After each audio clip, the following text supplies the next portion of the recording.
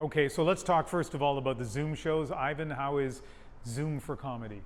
It's not good because people are muted, first of all. It's the only way to make it work. The audience has to be completely muted. So as a comedian, you're not getting any feedback from anybody in the audience other than you can kind of look at their tiny little face and maybe they'll smile, but that's it. You know, it's like performing for the apps on your phone.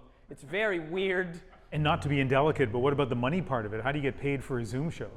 Yeah, you don't really. I mean, some of them have like a tipping structure, so you'll have something like PayPal or Venmo in the States at the bottom of the screen, and people watching the show can send you money, which is kind of nice. I mean, if you don't do well, you don't get anything. So it's really more of a like feast or famine. Ali, did you do anything on Zoom? Any comedy stuff?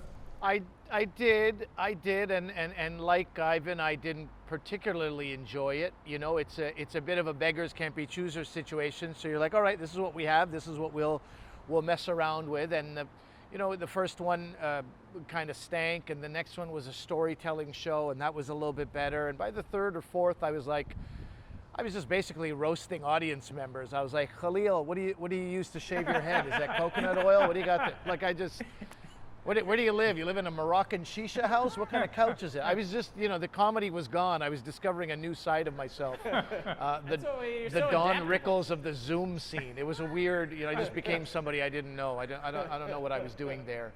But it was all being done with the faith. I'm not going to say the knowledge, but with the faith that this will all be over soon, and I can, you know, do comedy properly, quote unquote. I don't even know if I need the quotes. Come on, we need a live audience. For God's sake, of course, properly shouldn't be in quotes. Okay, so the next phase then from Zoom are the things like the drive-in show, and each of you guys took part in a Just for Laughs drive-in show in Montreal. Ali, we don't want to make Bruce Hills mad, but tell me the truth. What was it like? I really, really enjoyed that. And again, it goes back to the beggars can't be choosers in a way, because there's no ceiling and people are in their cars and they're distant from you. It's not something you would have accepted or at the very least enjoyed last year at this time. But now you had a group of comedians, really strong Canadian comedians, hungry to perform, and the audience were people who were hungry for entertainment and for laughter, and it was a beautiful mesh. I mean, it did something for my soul. I don't know if you can echo that, Ivan. You're a much more negative human being than I am, but I liked it. I mean, it definitely felt good to be back. And, you know, before, obviously in the earlier times, the bygone era, doing a show in a drive-in would be something that I would say no to. I'd be like, this is crazy. Why would I want to perform in this type of environment? But I think the same goes for the audience, too. And so when they don't have any other options, the type of people who would have gone to a club are now coming to the drive-in. So you get, like you said, they loved it, I think, as much as we did. Like, it was really nice to get to see live stand-up comedy and sort of hear something about what's happening in the world, because so much of what people are watching now as well is on tape. It's stuff from years ago. It's a documentary made 2 years ago or whatever. So it's like, to actually have somebody performing for you that's in your world right now, I think was really nice for everybody in the audience. You should know, Ali, that Ivan is now working just for you. He's looking only at you.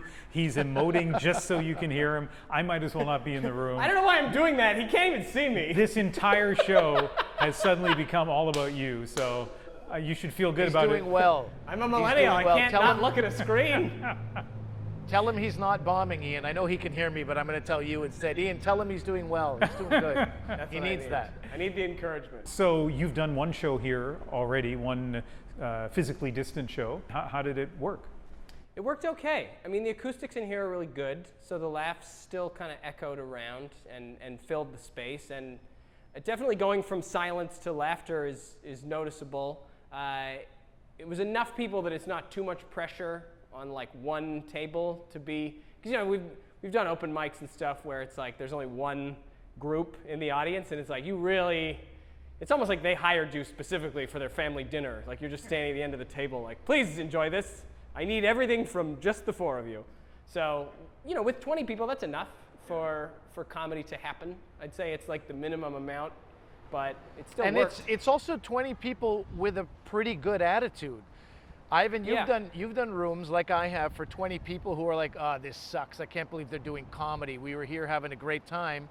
Now this idiot is here telling his jokes, and you're like, oh, this sucks. I don't want to be here. You don't want to be here. Like, we've had those situations, nothing to do with the pandemic. We've had those situations for well over a decade.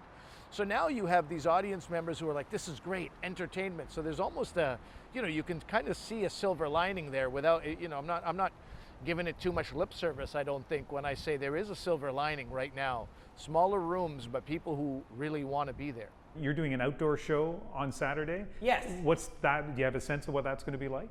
I think it'll be great. I don't know. I'm optimistic about it. I mean, any chance now to perform is like, I'll never say no to a gig. It's very funny because it used to be I would be, I was starting Choosy. to get You too used to big be for choosy. my britches. Yeah, I'd be Yeah. like, I don't even put on pants for less than $200. Where is it? Burnaby? No chance. Now I'm like, yeah, sure, I'll drive. What is it? A Walmart parking lot? 3 towns over? Let me do 5 minutes. Well, this is going to be somebody's backyard. Is that right? Yeah, so the one on Saturday is in a backyard, and I think it's great. The feeling that I keep getting is people do want this. They need it.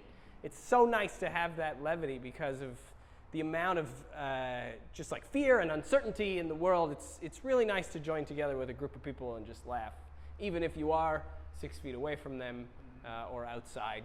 We're going back to our roots as comedians. Our roots, almost every comedian who is worth their weight was raised with this idea of any stage time is good stage time, right? All stage time is good stage time. So in Western Canada, you'll meet hundreds of comedians who have driven 8 hours to do 7, 10 minutes. They've all done it. They've all done it. Our distance for driving was a little less in the east, but I would drive to Montreal, Ottawa to do 5 minutes, 6 minutes. I would drive from Montreal to Toronto. That's a 5-6 hour drive to do 10, 12. Maybe I'd stay the night, do another 5 the next night.